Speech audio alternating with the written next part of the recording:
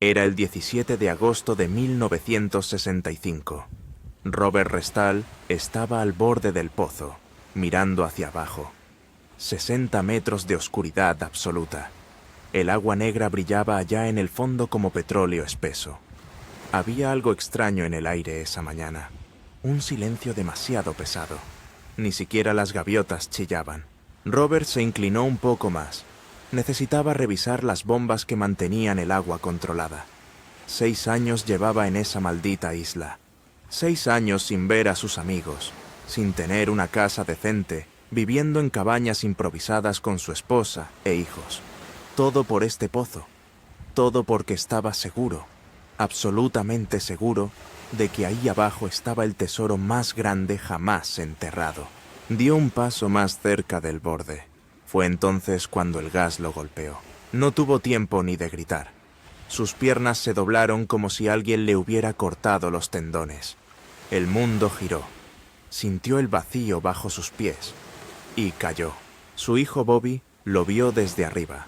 Sin pensar, sin dudar ni un segundo, se lanzó al pozo para salvar a su padre. Carl Greiser, un mineralogista de Nueva York que estaba visitando la excavación, corrió hacia el pozo y también saltó. Cyril Hiltz, un trabajador local, hizo lo mismo. En menos de 2 minutos, 4 hombres estaban en el fondo de ese agujero negro. Ninguno salió vivo. Solo Andy Dimon, que estaba operando la maquinaria, sobrevivió porque no saltó. Se quedó allá arriba, paralizado, viendo cómo el pozo se tragaba a todos. El lodo oscuro los cubrió. Los gases tóxicos los dejaron inconscientes. El agua hizo el resto. 4 muertos en un solo día. Y el tesoro seguía sin aparecer. Pero aquí está lo que nadie te cuenta. Esa tragedia no fue la primera, ni fue la última. Y lo más escalofriante es que esas muertes formaban parte de una maldición muy específica. Una profecía que dice que 7 hombres deben morir antes de que el tesoro pueda ser encontrado. Hasta hoy han muerto 6. ¿Sabes qué es lo que hace que miles de personas sigan obsesionadas con este lugar, incluso sabiendo que puede matarlos? Si esto te sorprende, dale like y cuéntanos en los comentarios. ¿Te arriesgarías a morir por un tesoro del que ni siquiera estás seguro que existe? Ahora déjame llevarte al principio de esta locura. Al verano de 1795. Imagina cómo era el mundo entonces. No existían los teléfonos, ni electricidad, ni siquiera existían los Estados Unidos como los conocemos hoy. George Washington acababa de terminar su presidencia. España todavía controlaba medio continente americano. Y la costa este de lo que hoy es Canadá era un lugar salvaje, lleno de bosques infinitos y secretos enterrados. Para un joven sin educación, sin dinero, sin familia importante, la vida era brutalmente simple. Nacías pobre, trabajabas hasta romperte la espalda y morías pobre. No había ascensores sociales, no había oportunidades, a menos que encontraras algo extraordinario, a menos que descubrieras un tesoro. Y en esa época, los tesoros eran reales. No eran fantasías de películas, eran montañas de oro y plata que los piratas realmente habían robado, que los conquistadores realmente habían saqueado, que alguien, en algún momento, había enterrado para ocultarlo de reyes, de gobiernos, de enemigos. La zona donde está la isla de Oak era perfecta para esconder cosas. La bahía Mahone tiene 365 islas, una por cada día del año. Todas pequeñas, todas cubiertas de bosques, todas perfectas para ocultar secretos. Los piratas conocían bien esta costa. Barbanegra había navegado por ahí. El capitán Kidd también. Tipos que no tenían problema en matar a toda su tripulación con tal de que nadie supiera dónde habían escondido su botín. Eran tiempos donde un hombre podía desaparecer en el bosque y nunca más saberse de él. Donde podías enterrar algo un martes y para el viernes ya nadie recordaba que existías. La ley funcionaba diferente. Si encontrabas algo, era tuyo. Pero primero tenías que asegurarte de que nadie te seguía, nadie te veía. Nadie podía quitártelo. Nueva Escocia en esa época era territorio recién conquistado por los británicos. Habían expulsado a los franceses apenas 30 años atrás. Habían echado a los acadianos de sus tierras. El lugar estaba lleno de refugiados, de veteranos de guerra que no tenían nada, de esclavos liberados buscando una nueva vida.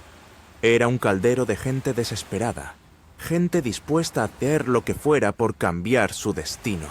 Y en medio de todo eso, había una isla pequeña, 140 acres de tierra cubierta de robles. Una isla que se veía absolutamente normal. Nada especial, nada llamativo. Hasta que un adolescente de 16 años decidió explorarla una tarde de verano. Daniel McGuinness no era nadie especial. Solo un chico de 16 años con demasiada curiosidad y poco sentido común. Su familia se había mudado a Mahone Bay hacía poco. Eran pobres como todos. Su padre trabajaba en lo que podía. Daniel ayudaba cuando le daban ganas, pero la mayor parte del tiempo se la pasaba explorando los bosques y las islas cercanas. La isla de Oak estaba justo enfrente de donde vivían. A veces remaba hasta allá, solo para caminar entre los árboles. Le gustaba la soledad. Le gustaba imaginar que era un explorador descubriendo nuevas tierras. Cosas de adolescente con demasiado tiempo libre. Pero ese verano de 1795, Daniel encontró algo que cambiaría su vida para siempre. Estaba caminando por la parte este de la isla cuando vio algo raro. Un roble viejo, enorme, con una rama que crecía de forma extraña. La rama se extendía horizontalmente sobre el suelo, como si alguien la hubiera forzado a crecer así. Y justo debajo de esa rama había una depresión circular en el suelo. Un círculo perfecto, como de 4 metros de diámetro, donde la tierra estaba hundida. Daniel había oído las historias. Todo el mundo en la zona conocía los rumores de que piratas habían usado las islas de Mahone Bay para esconder tesoros. Barbanegra había dicho algo famoso antes de morir. Algo sobre que su tesoro estaba enterrado en un lugar donde solo el diablo y yo sabemos dónde está. La gente juraba que se refería a alguna de estas islas. El corazón le latía como loco. Se arrodilló junto a la depresión. La tierra estaba suelta, diferente al resto del suelo, como si alguien la hubiera excavado y vuelto a rellenar hace mucho tiempo. Corrió de regreso a casa. Le contó a sus 2 mejores amigos, John Smith, que tenía 20 años, y Anthony Bond, de 19. Los 3 eran inseparables, y los 3 compartían el mismo sueño desesperado de salir de la pobreza. Volvieron a la isla al día siguiente con palas. Empezaron a cavar. Los primeros 30 centímetros fueron fáciles. Tierra suelta, como esperaban. Pero a medio metro de profundidad encontraron algo que les heló la sangre. Piedras planas, colocadas en círculo perfecto. Alguien había construido esto. No era natural. Alguien había cavado aquí antes que ellos. Siguieron excavando. A 1 metro de profundidad, otra capa de piedras. A 1,5 metros, troncos de roble cortados y colocados horizontalmente, cubriendo todo el ancho del pozo. Los troncos estaban podridos, pero claramente habían sido colocados ahí con propósito. Los 3 chicos se miraron. Esto era real. Esto era un tesoro enterrado de verdad. No una fantasía. No un rumor. Alguien se había tomado un trabajo increíble para ocultar algo aquí. Excavaron toda la tarde. A los 3 metros de profundidad encontraron otra plataforma de troncos. Y luego otra. Y otra. Cada 3 metros, una nueva capa de troncos de roble. Esto no era obra de piratas borrachos enterrando un cofre a las apuradas. Esto era ingeniería, planificación. Alguien había diseñado este pozo para proteger algo extremadamente valioso. Pero los 3 chicos solo tenían palas. A los 9 metros de profundidad ya no podían seguir. El pozo era demasiado profundo. Necesitaban cuerdas, poleas, más gente, más herramientas. Decidieron tapar el hoyo, marcar el lugar y volver cuando tuvieran recursos. Daniel McGuinness pasó los siguientes 7 años obsesionado con ese pozo. Trabajó en todo lo que pudo. Ahorró cada moneda. Convenció a inversores locales. Juntó un grupo de hombres con más experiencia en excavación. En 1802 volvieron al pozo con equipamiento apropiado. Y ahí fue cuando descubrieron que quien sea que enterró ese tesoro no quería que nadie lo encontrara jamás. La Onslow Company fue la primera expedición formal. Un grupo de empresarios de la zona que decidieron invertir en la búsqueda del tesoro. Daniel McGuinness ya tenía 23 años. Había pasado 7 años pensando en ese pozo, soñando con él, planeando cómo volver. Los inversores no eran ricos, eran granjeros, comerciantes, gente común que estaba dispuesta a arriesgar sus ahorros por la posibilidad de volverse millonarios. En esa época, encontrar un tesoro pirata era como ganarse la lotería hoy. Podía cambiar tu vida de la noche a la mañana. Llegaron con cuerdas, poleas, sistemas de entibado para evitar que el pozo se derrumbara. Tenían experiencia en excavación de pozos de agua. Pensaban que sabían lo que hacían. Cavaron más allá de los 9 metros donde Daniel se había detenido años atrás. A los 12 metros, encontraron otra plataforma de troncos. A los 15 metros, otra más. A los 18 metros, encontraron algo diferente. Una capa de arcilla azul mezclada con fibra de coco. Fibra de coco, en Nueva Escocia, a miles de kilómetros de donde crecen los cocos. Eso significaba que quien construyó este pozo había traído materiales del Caribe. Había planeado esto con tanto cuidado que importó fibra de coco para usarla como sellante. Los ingenieros modernos usan fibra de coco para evitar filtraciones de agua. Quien sea que diseñó este pozo, conocía técnicas de construcción muy avanzadas para la época. Siguieron cavando. 21 metros, 24 metros, 27 metros. A los 27 metros, encontraron una piedra que cambió todo. Era una losa rectangular de granito, pulida, con inscripciones en un código que nadie podía leer. Símbolos extraños, organizados en líneas perfectas. Claramente un mensaje, claramente puesto ahí con intención. La emoción era insoportable. Habían encontrado prueba definitiva de que algo importante estaba enterrado aquí. Nadie se toma el trabajo de grabar un mensaje en piedra y enterrarlo a 27 metros de profundidad si no hay nada debajo. Siguieron cavando. 30 metros, 33 metros.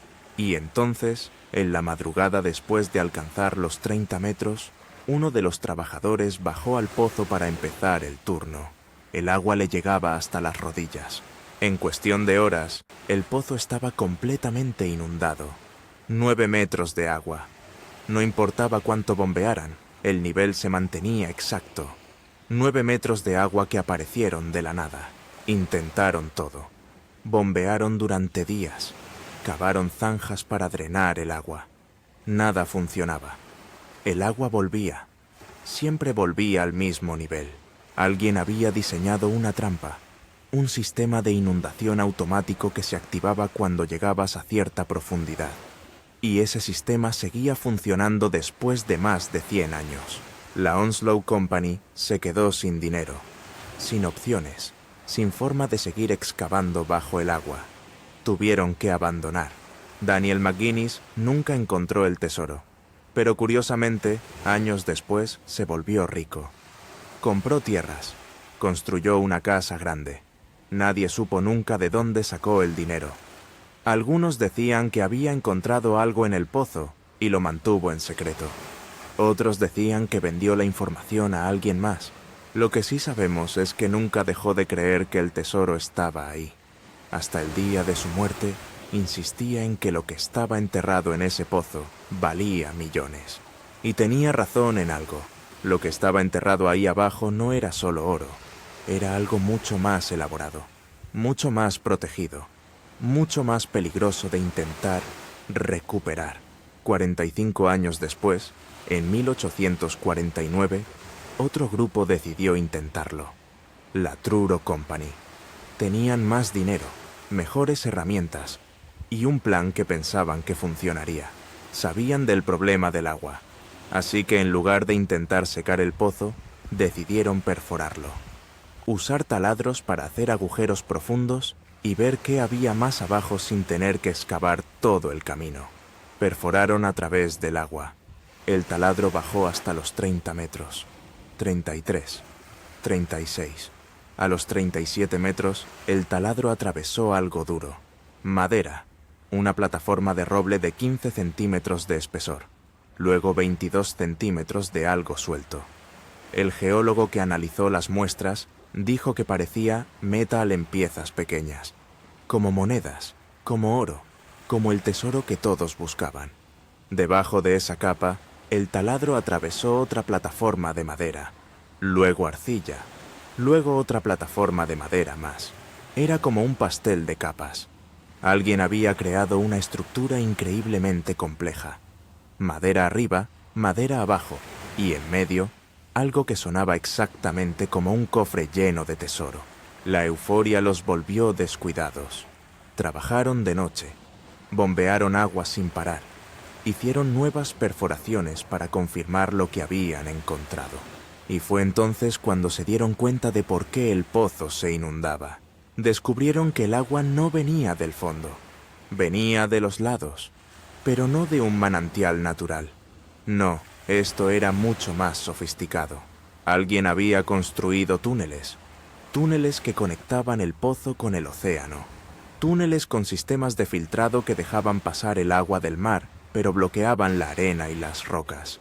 Túneles diseñados para inundar el pozo automáticamente si alguien excavaba demasiado profundo.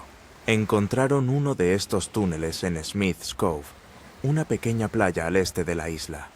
Ahí, escondido bajo la arena, había un sistema de drenaje artificial, piedras colocadas en patrones específicos, fibra de coco actuando como filtro, todo construido para capturar agua del mar y canalizarla hacia el pozo. Y lo más increíble es que este sistema estaba diseñado para activarse solo cuando llegabas a cierta profundidad. Los primeros metros del pozo no se inundaban, te dejaban cavar, te dejaban emocionarte, te hacían pensar que era fácil, pero en el momento en que llegabas cerca del tesoro, el océano Atlántico entero se convertía en tu enemigo. La Truro Company intentó bloquear los túneles. Construyeron un dique en Smith's Cove para cortar el flujo de agua. Funcionó por unas horas. Luego una tormenta destruyó el dique. El océano ganó. Intentaron excavar un pozo paralelo. La idea era llegar a la misma profundidad que el Money Pit, pero desde un ángulo diferente, para evitar la inundación. Cavaron 40 metros. El nuevo pozo también se inundó. Había más túneles, más sistemas de seguridad. Quien diseñó esto había pensado en todo. A los 55 metros de profundidad, el nuevo pozo se derrumbó. Las paredes cedieron. Toneladas de tierra y rocas cayeron. El túnel que habían cavado desapareció en cuestión de minutos. Perdieron todo el equipo. Casi pierden a 2 trabajadores que estaban adentro cuando empezó el derrumbe. Lograron salir corriendo justo a tiempo, cubiertos de lodo, medio ahogados, jurando que nunca volverían a ese maldito lugar. La Truro Company quebró, pero antes de irse, tradujeron la piedra inscrita que habían encontrado a los 27 metros. James Lichty, un profesor de idiomas de Halifax, estudió los símbolos. Tardó meses. Dijo que era una forma de código numérico mezclado con símbolos masónicos. La traducción decía: 40 pies más abajo, 2 millones de libras están enterradas. 40 pies más abajo desde los 27 metros donde encontraron la piedra. Eso significaba que el tesoro estaba a unos 40 metros de profundidad, justo donde las perforaciones habían detectado las plataformas de madera y el metal suelto. 2 millones de libras. En esa época, una fortuna imposible de imaginar. Suficiente para comprar ciudades enteras. Suficiente para que cualquier persona cuerda arriesgara su vida intentando encontrarlo. Ahí fue cuando se dieron cuenta de que algo estaba muy mal. Porque si el tesoro valía tanto, si estaba tan bien protegido, si alguien se había tomado el trabajo de construir túneles y trampas y sistemas de inundación tan elaborados, Entonces, esto no era obra de piratas comunes. Esto era algo mucho más grande, mucho más peligroso, mucho más antiguo de lo que nadie imaginaba. En 1861 llegó la Oak Island Association. Más dinero, más ingenieros, más ambición. Y también la primera muerte. Estaban bombeando agua del pozo cuando la caldera explotó. Un trabajador estaba justo al lado. La explosión lo mató instantáneamente. Fragmentos de metal caliente volaron en todas direcciones. Otros 2 trabajadores quedaron con quemaduras graves. Pero lo peor no fue la explosión. Lo peor fue que el pozo se inundó completamente mientras intentaban rescatar a los heridos. El cuerpo del trabajador muerto cayó al pozo. Nunca lo recuperaron. Está ahí todavía, en algún lugar bajo el agua y el lodo negro, a decenas de metros de profundidad. Esa fue la primera muerte, pero no la última. Y empezó a circular un rumor, una leyenda, una maldición. Decían que un vidente del siglo XVIII había profetizado que el tesoro de Oak Island solo podría ser encontrado después de que murieran 7 hombres, que la isla estaba protegida por algo más que ingeniería, que había fuerzas oscuras guardando ese secreto. La gente se reía. Decían que eran supersticiones, pero todos llevaban la cuenta. Un muerto. Faltaban 6. La Oak Island Association siguió intentando. Cavaron más pozos paralelos. Todos se inundaron. Intentaron drenar los túneles con bombas más potentes. El océano seguía ganando. Era como intentar vaciar el mar con un balde. Entonces, tuvieron una idea brillante. Si no podían detener el agua, podían al menos rastrear de dónde venía exactamente. Echaron pintura roja en el pozo, toneladas de pintura roja, y esperaron a ver dónde salía. 3 días después, empezaron a aparecer manchas rojas en 3 lugares diferentes de la costa. 3 túneles, 3 sistemas de inundación independientes. Todos convergen en el Money Pit. Quien diseñó esto había creado redundancia.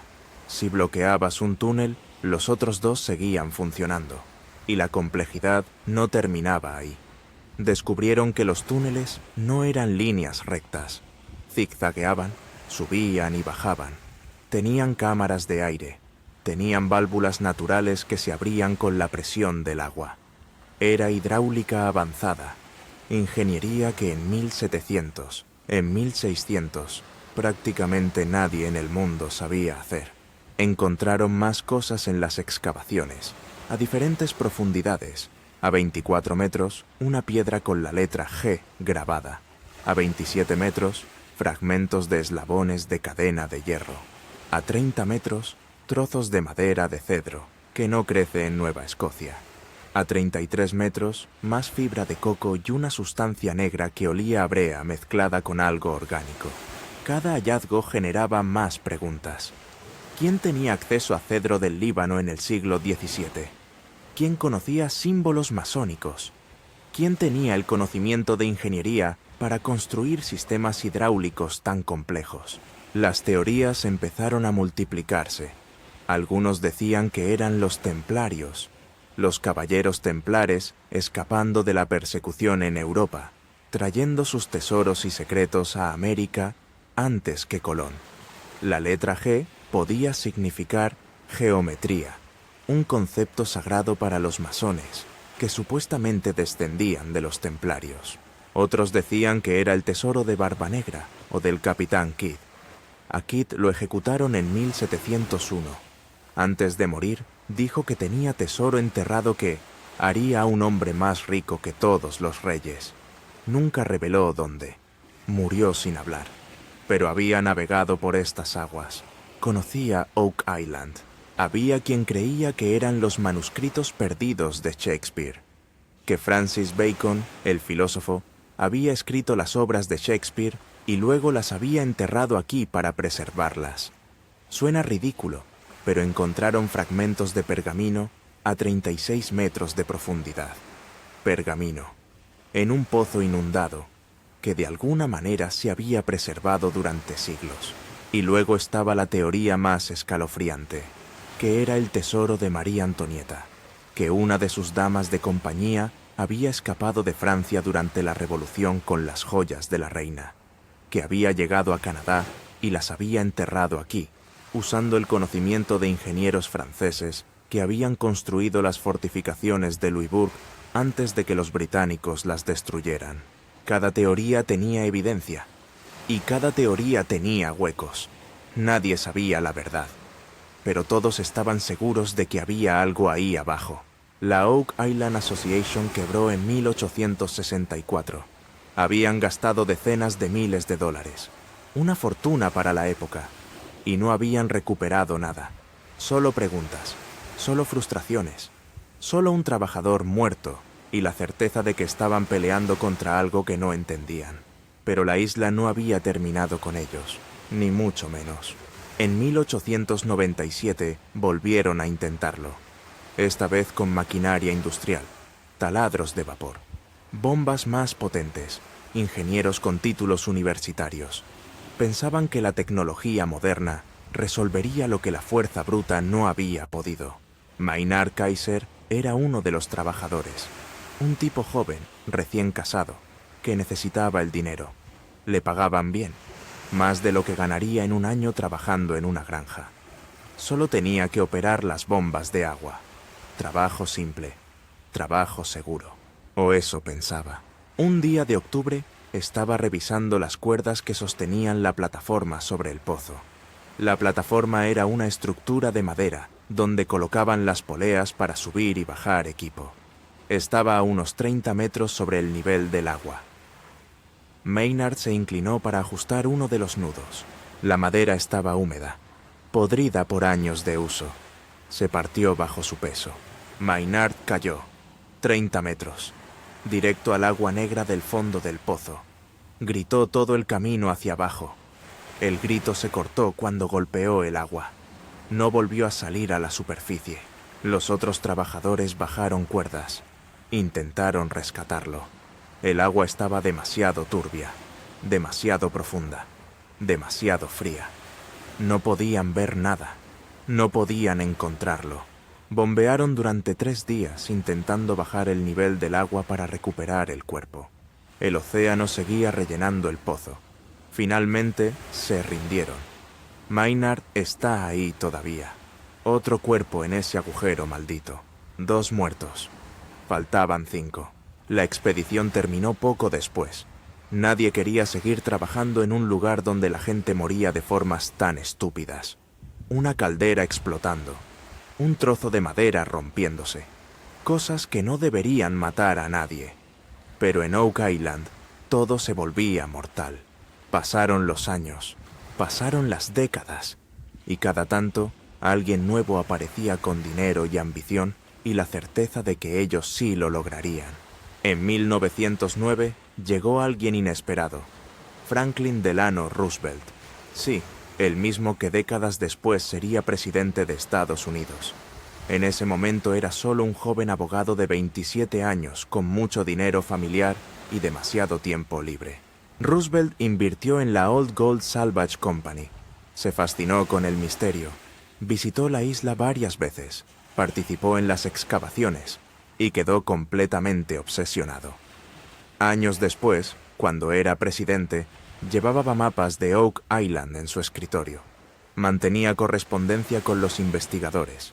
Soñaba con volver algún día a terminar lo que había empezado. Nunca lo logró. Murió sin saber qué había enterrado ahí. En 1931, Gilbert Hedden compró la isla completa. Era un ingeniero exitoso, dueño de una fábrica de acero en Nueva Jersey. Rico, inteligente. Decidido a resolver esto con ciencia y planificación seria. Hedden contrató geólogos, hizo estudios del subsuelo, mapeó todos los túneles conocidos, trajo maquinaria pesada, gastó más de $150,000, una fortuna absoluta para la época. Encontró cosas interesantes. A 42 metros de profundidad, su taladro atravesó cemento. Cemento. En un pozo que supuestamente cavaron antes de 1800. El cemento como lo conocemos no se inventó hasta 1824. Eso significaba que alguien había estado trabajando en el pozo mucho más recientemente de lo que todos pensaban. O significaba que el cemento era algún tipo de mezcla antigua que nadie reconocía. También encontró una piedra triangular con símbolos extraños en una de las playas y patrones geométricos en la superficie de la isla. Hedden contrató a un cartógrafo para que mapeara todo. El cartógrafo descubrió que ciertos árboles, ciertas rocas, ciertas formaciones naturales estaban alineadas en patrones que no podían ser coincidencia. Triángulos perfectos, líneas rectas que apuntaban a puntos específicos. Alguien había usado la isla entera como un mapa gigante que solo podías entender si sabías dónde mirar, si conocías los símbolos, si tenías el código.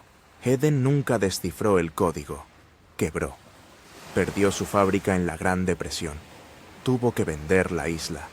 Murió años después, todavía obsesionado, todavía convencido de que había estado a centímetros del descubrimiento más grande de la historia. Y mientras tanto, la isla seguía cobrando víctimas.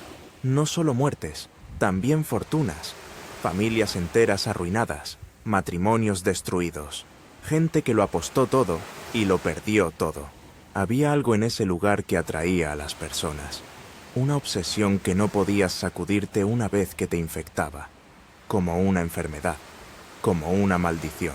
Y cuando pensaban que ya no podía empeorar, vino la tragedia más grande de todas. Robert Restall no era un cazatesoros profesional, era un motociclista acrobático. Hacía shows en circos, conducía motos por paredes verticales, saltaba aros de fuego, vivía de entretener a la gente. Pero en 1959, a los 53 años, estaba cansado. Su cuerpo ya no aguantaba los saltos, los huesos le dolían. Necesitaba algo nuevo, algo que le diera sentido a su vida. Fue entonces cuando leyó sobre Oak Island. Se obsesionó. Estudió todos los registros, todos los mapas, todas las teorías, y llegó a su propia conclusión. Creía que el tesoro estaba en Smith's Cove, donde comenzaban los túneles de inundación. Si podía bloquear la fuente de agua, podría secar el Money Pit desde el origen. Convenció a los dueños de la isla de que le dieran un contrato exclusivo. Un contrato que le daría 90% de cualquier tesoro que encontrara. Solo tenía que pagar los gastos de excavación. En 1959, Robert se mudó a Oak Island con su esposa Mildred y sus 2 hijos, Bobby y Ricky. Construyeron cabañas temporales, sin electricidad, sin agua corriente, sin calefacción adecuada, viviendo como pioneros del siglo XVIII mientras intentaban resolver un misterio del siglo XVII. Los primeros años fueron brutales. Inviernos congelantes, veranos sofocantes, mosquitos que los devoraban vivos. Trabajaban 12, 14 horas al día. Cavaban, bombeaban agua, exploraban cada centímetro de Smith's Cove. Encontraron los túneles de drenaje originales, sistemas increíblemente complejos de piedras colocadas en patrones específicos, canales que capturaban agua del mar y la filtraban antes de enviarla al Money Pit, todo construido bajo la arena de la playa, invisible a menos que supieras exactamente dónde buscar. Robert descubrió algo que nadie más había notado. Los túneles tenían válvulas, con puertas de madera que se abrían solo cuando la marea estaba alta y la presión del agua era suficiente. Durante marea baja, las válvulas se cerraban automáticamente. Era un sistema que usaba la gravedad y la presión del océano como mecanismo de defensa. Ingenio del siglo XVII que funcionaba perfectamente en 1960, 300 años después de ser construido. Pero había más. Robert encontró trozas de madera en la playa. Analizadas por laboratorios, resultaron ser de 1560, 400 años de antigüedad. Eso significaba que quien construyó este sistema lo hizo antes de que Jamestown fuera fundada, antes de que los peregrinos llegaran a Plymouth Rock, antes de que hubiera colonias inglesas en América del Norte. ¿Quién estaba en Nueva Escocia en 1560? Los franceses acababan de empezar a explorar. Los españoles nunca llegaron tan al norte. Los ingleses ni siquiera habían intentado colonizar América todavía, a menos que fueran los templarios, los caballeros templares, escapando de Europa, llegando a América décadas o incluso siglos antes que Colón, trayendo sus tesoros, su conocimiento, sus secretos. Robert también encontró piedras con marcas extrañas, símbolos que coincidían con inscripciones masónicas pero que eran más antiguas, mucho más antiguas. Creía que había encontrado evidencia de una sociedad secreta operando en América del Norte mucho antes de que la historia oficial dijera que era posible.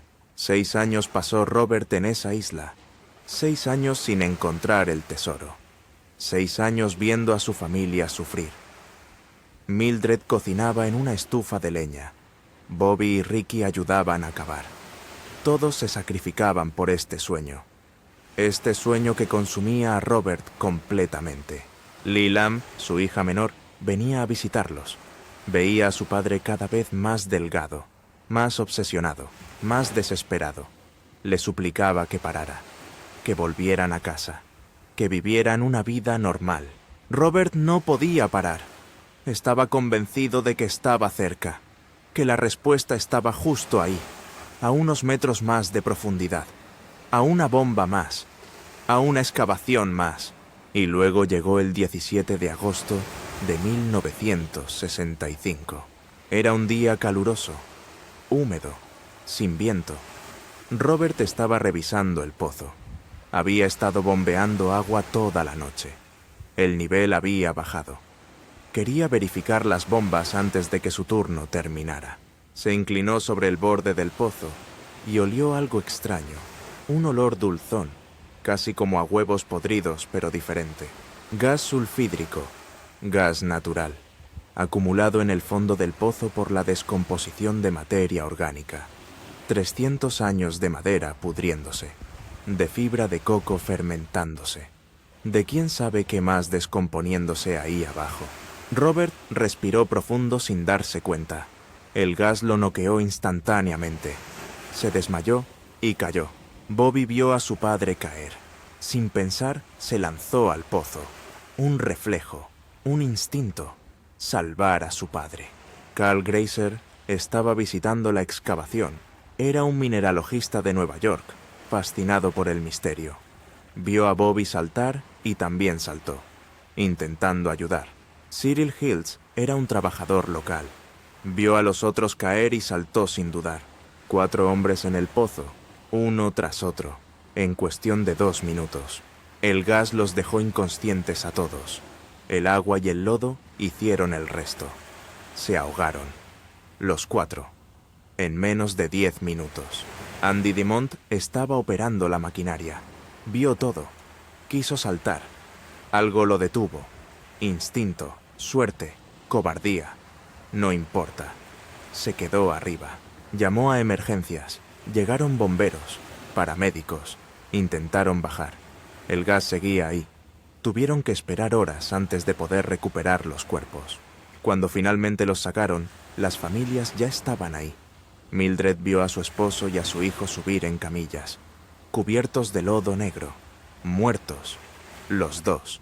Leland perdió a su padre y a su hermano en el mismo día, por un pozo, por un tesoro que probablemente ni siquiera existía. 6 muertos, faltaba uno. La tragedia de los Restal cambió todo. Ya no era solo una búsqueda de tesoro, era un cementerio, un lugar maldito, un recordatorio de que la obsesión mata. El gobierno de Nueva Escocia intervino. Nuevas regulaciones, permisos más estrictos, inspecciones de seguridad. Por un tiempo, nadie quiso acercarse a la isla. Estaba marcada, manchada de sangre. Pero la obsesión es más fuerte que el miedo. Siempre hay alguien que cree que ellos sí lo lograrán, que ellos son más inteligentes, más cuidadosos, que la maldición no los tocará. En 1970, Triton Alliance compró los derechos de excavación. Tenían el respaldo de gente seria, incluyendo a John Wayne. Sí, el actor del western. El duque tenía una compañía de producción llamada Bad Jack Productions y decidió invertir en Oak Island. Creía que el misterio haría una película increíble. Quería resolverlo y filmarlo al mismo tiempo. Trajeron tecnología nueva, cámaras subacuáticas, robots de exploración, equipo de buceo profesional. Pensaban que con la tecnología de los 70 resolverían lo que 200 años de excavación manual no habían podido. En 1971 bajaron una cámara al pozo. La cámara llegó a 60 metros de profundidad, más profundo de lo que nadie había llegado antes. Las imágenes que capturó esa cámara se volvieron legendarias, borrosas, oscuras, pero mostraban algo. Parecían cofres, 3 objetos rectangulares apilados, del tamaño correcto para ser cofres de tesoro, con lo que parecían herrajes metálicos en las esquinas. También captaron algo más inquietante, lo que parecía ser una mano humana, dedos extendidos, flotando en el agua. La comunidad científica se dividió. Algunos decían que eran solo formaciones rocosas, sombras en el agua, pareidolia, esa tendencia del cerebro humano a ver patrones donde no los hay, como ver caras en las nubes. Otros juraban que eran reales, que finalmente habían encontrado prueba visual del tesoro, y de algo más oscuro, un cuerpo, tal vez un guardián enterrado con el tesoro, tal vez una víctima de los constructores originales. Triton Alliance intentó bajar buzos. El agua estaba a 4 grados centígrados. La visibilidad era 0. La presión a 60 metros de profundidad es brutal. Uno de los buzos casi muere cuando su equipo falló. Lo sacaron justo a tiempo. Decidieron que era demasiado peligroso. Intentaron excavar desde arriba. Cavaron un pozo enorme. El borehole 10X, 3 metros de diámetro. Lo suficientemente grande para que un hombre bajara con equipo. Llegaron a 70 metros. El pozo se derrumbó. Toneladas de roca y tierra cayeron. Sellaron lo que sea que hubiera ahí abajo. Triton Alliance gastó millones, literalmente millones de dólares. Durante 20 años intentaron resolver el misterio. Encontraron pistas, fragmentos, evidencia de que alguien enterró algo ahí, pero nunca encontraron el tesoro. Se dividieron internamente. Acusaciones de malversación de fondos. Peleas sobre quién tenía derecho a qué porcentaje de los hallazgos. Demandas legales que duraron años. La codicia los destruyó antes de que encontraran nada. En los 90, un equipo de la Woods Hole Oceanographic Institution, una de las organizaciones científicas más respetadas del mundo, estudió la isla. Querían determinar si los túneles de inundación eran artificiales o naturales. Sus conclusiones fueron devastadoras. Dijeron que los túneles eran probablemente formaciones geológicas naturales, que la isla tenía piedra caliza porosa que naturalmente filtraba agua del océano, que no había evidencia de construcción humana en los sistemas de drenaje. La comunidad de cazatesoros se enfureció. Acusaron a Woods Hole de estar en el bolsillo del gobierno, de querer desacreditar el misterio para que dejaran de excavar, de ocultar la verdad. Pero el daño estaba hecho. Inversores serios se retiraron. Ya no era solo peligroso físicamente, era peligroso financieramente, reputacionalmente. Nadie quería ser el idiota que perdió millones en una isla maldita por un tesoro que probablemente no existía. La isla quedó en silencio. Por primera vez en casi 200 años, nadie estaba excavando, nadie estaba buscando.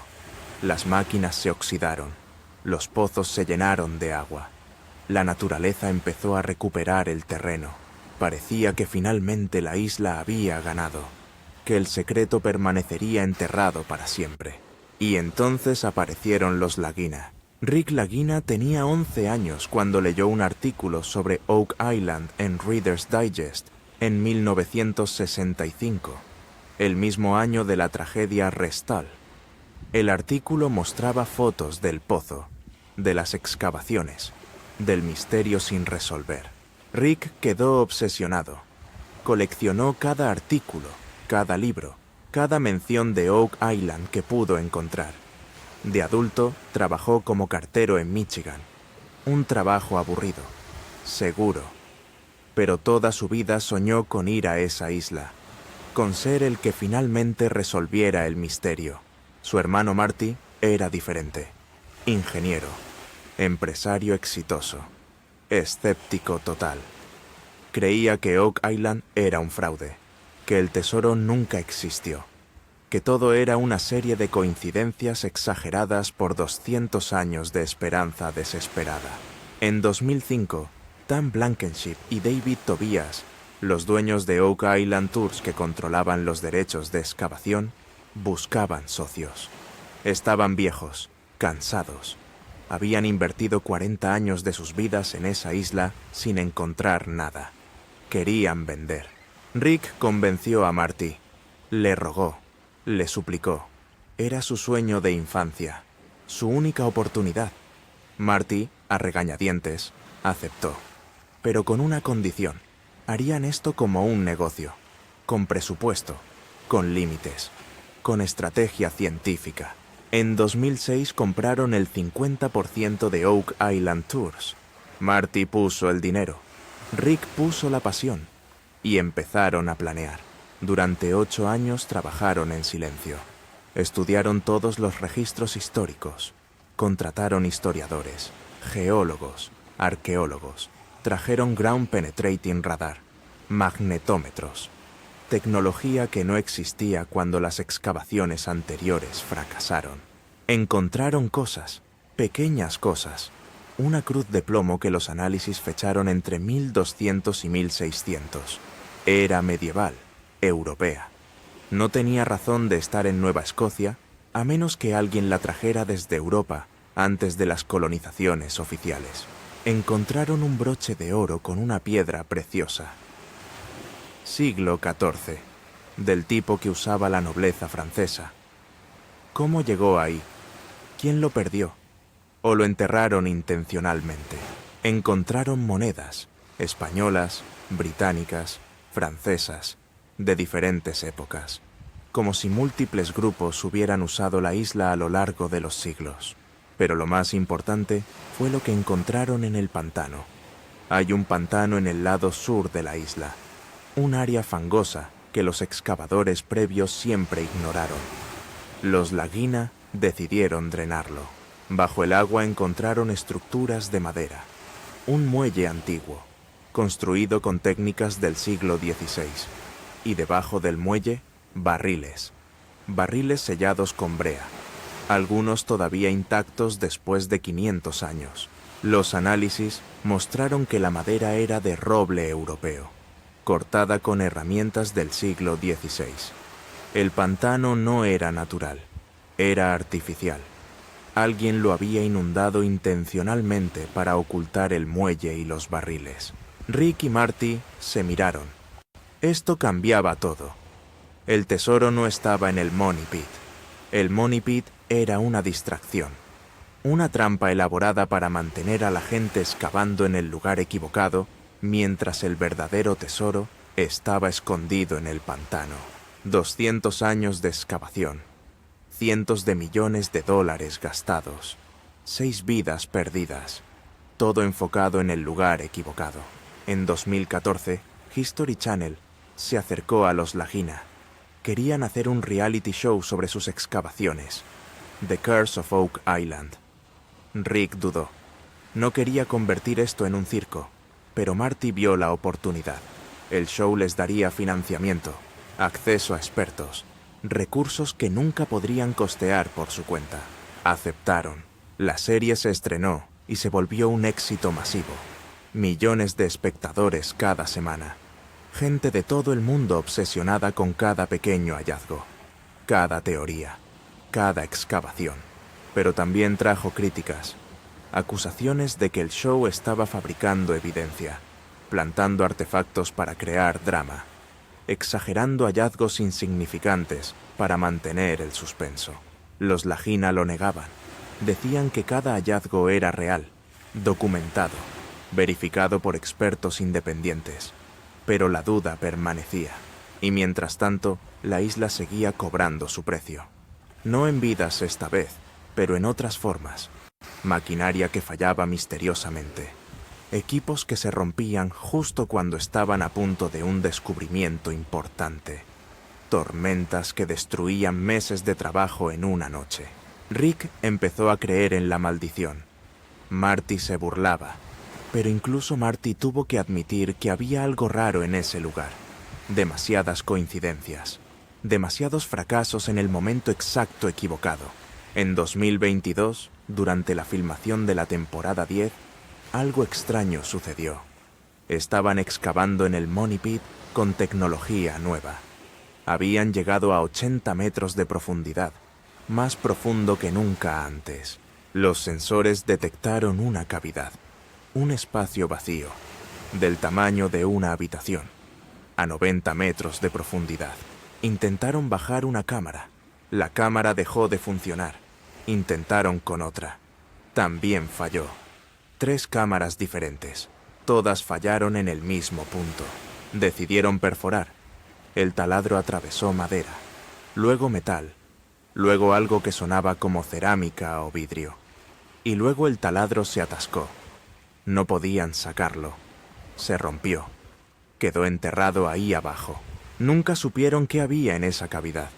Pero los análisis del polvo que el taladro trajo mostraron trazas de oro, plata y algo orgánico, algo que parecía hueso humano. Rick quería seguir excavando. Marty dijo que era demasiado peligroso. La estructura podía colapsar. Podrían perder todo el equipo. O peor, podrían perder vidas. Se detuvieron. Por ahora, el final que nadie se esperaba era que tal vez el tesoro no estaba destinado a ser encontrado. Que la verdadera maldición no era que 7 hombres tenían que morir. La verdadera maldición era que siempre estarías a centímetros de la respuesta, pero nunca la alcanzarías. Samuel Ball murió en 1846. Era el hombre más rico de Oak Island. Poseía 100 acres de tierra. Tenía ganado, una casa grande, dinero en el banco.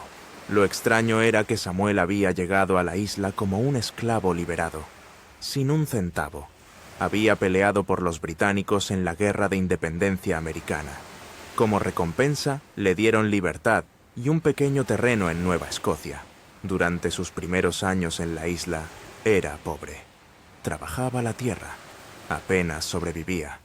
Y luego, de repente, se volvió rico. Muy rico, de la noche a la mañana. Nunca explicó de dónde salió su fortuna. Cuando le preguntaban, cambiaba de tema. Compró tierras justo alrededor de donde estaba el Money Pit. Tierras que nadie más quería, porque eran parte de esa isla maldita. Algunos creen que Samuel encontró el tesoro, o parte del tesoro, que lo vendió en secreto, que se volvió rico sin decirle a nadie para evitar que el gobierno se lo quitara. Otros creen que encontró oro en el pantano y lo fue vendiendo de a poco durante años. Su testamento es interesante. Dejó instrucciones muy específicas sobre ciertas partes de su tierra.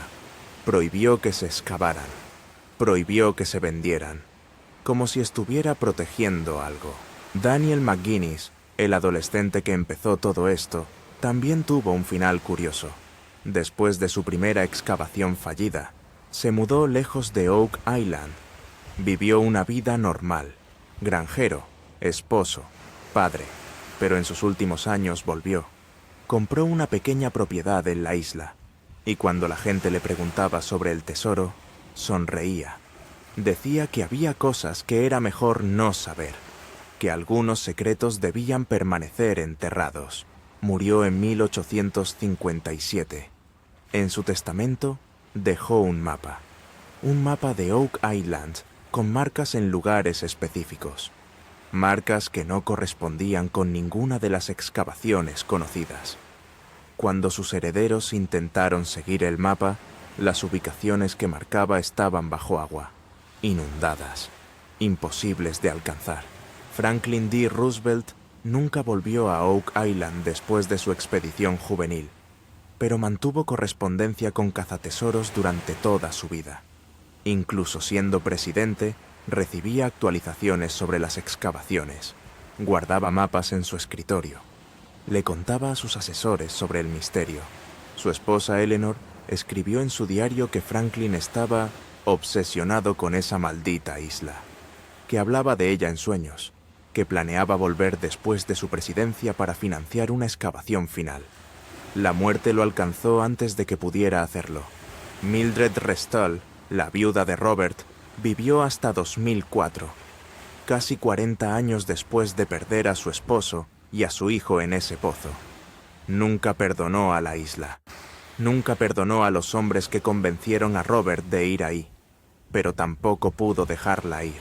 En entrevistas tardías, decía que a veces soñaba con su esposo, que él le decía dónde estaba el tesoro, que le rogaba que volviera a terminar su trabajo. Se despertaba llorando, odiando la isla, odiando el tesoro, odiando la parte de ella que todavía quería creer que Robert había muerto por algo que valía la pena. Su hija Lee Lamb se convirtió en consultora del show de History Channel.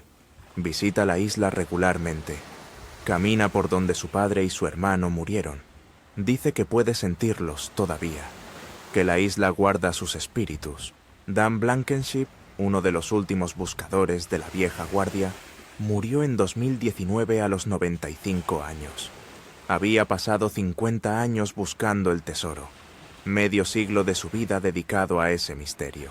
En su lecho de muerte, los Lagina le preguntaron si se arrepentía, si hubiera hecho algo diferente. Dan sonrió, dijo que no cambiaría nada, que la búsqueda había sido su vida, que moría en paz sabiendo que había dado todo lo que tenía. Pero luego agregó algo inquietante. Dijo que había visto cosas en esa isla, cosas que no podía explicar. Luces en el pantano, sombras que se movían cuando no debían, sonidos que venían de lugares imposibles. Dijo que la isla estaba viva, que protegía su secreto activamente, que el tesoro no quería ser encontrado. Rick y Marty Lagina siguen buscando. Ya han gastado más de $100 millones. Llevan casi 20 años en esto. Y cada temporada del show termina con la misma promesa. La misma promesa que han hecho durante 230 años. El próximo año lo encontraremos. El próximo año resolveremos el misterio. El próximo año todo tendrá sentido. Pero ese año nunca llega. Y tal vez ese es el verdadero tesoro. No el oro, no las reliquias, sino la búsqueda misma, la obsesión, la esperanza que nunca muere. El sueño de que tal vez, solo tal vez, tú serás el que lo logre. ¿Sabes qué es lo más escalofriante? Que todavía falta una muerte para completar la maldición. 6 hombres han muerto en Oak Island. La profecía dice que deben morir 7 antes de que el tesoro pueda ser encontrado. Y eso significa que alguien más tiene que morir. O significa que el tesoro nunca se encontrará. O significa que todo esto ha sido una locura colectiva desde el principio. Entonces, después de 230 años, ¿qué tenemos? 6 muertos confirmados, más de $100 millones gastados, 23 expediciones grandes documentadas, cientos de pequeñas excavaciones no oficiales, familias arruinadas, fortunas perdidas, matrimonios destruidos, vidas consumidas por la obsesión. Y por otro lado, tenemos hallazgos reales, monedas antiguas, una cruz medieval, un broche del siglo XIV, estructuras de madera fechadas en 1560, túneles que nadie puede explicar completamente, un sistema de ingeniería hidráulica que funciona perfectamente después de 300 años. Tenemos evidencia de que alguien, en algún momento, hizo algo muy elaborado en esa isla, pero no sabemos quién, ni por qué, ni qué estaban protegiendo. Las teorías son infinitas. Los templarios escapando de Europa con el tesoro de Salomón. Piratas enterrando el saqueo de décadas. María Antonieta enviando las joyas de la corona francesa para ocultarlas de los revolucionarios. Francis Bacon preservando los manuscritos originales de Shakespeare. Incluso hay quien dice que son mapas del Nuevo Mundo, dibujados antes de Colón. Cada teoría tiene evidencia. Y cada teoría tiene problemas. Nada encaja perfectamente. Es como un rompecabezas donde las piezas son de diferentes cajas. Lo que sí sabemos es que Oak Island ha cambiado vidas. No siempre para bien, pero las ha cambiado. Daniel McGuinness era un adolescente aburrido que se convirtió en leyenda. Robert Restall era un acróbata de circo que murió persiguiendo un sueño. Franklin Roosevelt era un joven rico que se obsesionó con un misterio que lo acompañó hasta la Casa Blanca. Los Lagina eran hermanos comunes que se convirtieron en estrellas de televisión internacional. Y hay miles más. Gente que visitó la isla una vez y nunca pudo dejarla ir. Gente que gastó sus ahorros en permisos de excavación. Gente que dedicó años de investigación sin encontrar nada, pero sin poder rendirse. ¿Por qué? ¿Qué tiene esa isla que infecta a la gente así? Tal vez es la posibilidad. La simple posibilidad de que el tesoro sea real, de que tú podrías ser el afortunado que lo encuentre, de que tu vida podría cambiar con un solo descubrimiento. O tal vez es algo más profundo. Tal vez es la necesidad humana de resolver misterios, de no aceptar que hay cosas que no sabemos, de creer que con suficiente esfuerzo, con suficiente tecnología, con suficiente determinación, podemos descubrir cualquier secreto. La verdad es que Oak Island probablemente nunca revele su secreto, porque cada vez que alguien se acerca, algo sale mal. El agua inunda, el equipo falla, las tormentas destruyen, la gente muere. Es casi como si la isla misma no quisiera que el secreto salga a la luz, como si hubiera una voluntad consciente protegiendo lo que sea que esté enterrado ahí. ¿Suena ridículo? Tal vez, pero pregúntale a cualquiera que haya estado en esa isla. Pregúntale a los trabajadores. Pregúntale a los investigadores. Todos te dirán lo mismo. Hay algo raro en ese lugar. Algo que no puedes explicar con ciencia o lógica. Los Laginas siguen excavando, siguen filmando, siguen prometiendo que este año será diferente. Y millones de personas siguen viendo, siguen creyendo. Siguen esperando, porque al final no se trata del tesoro. Nunca se trató del tesoro. Se trata de la historia, se trata del misterio, se trata de 300 años de sueños humanos enterrados en 140 acres de tierra maldita. Y mientras haya una persona que crea que el tesoro existe, mientras haya alguien dispuesto a cavar 1 metro más, a gastar $1 más, a arriesgar un día más de su vida, Oak Island seguirá viva, seguirá esperando, seguirá protegiendo su secreto. Tal vez nunca sepamos qué hay enterrado ahí. Tal vez es mejor así. Tal vez el mundo necesita misterios sin resolver. Necesita lugares donde la magia todavía es posible, donde los sueños todavía viven. O tal vez, solo tal vez, alguien encontrará el tesoro mañana, y todo esto habrá valido la pena. Las muertes, las fortunas perdidas, los años de obsesión.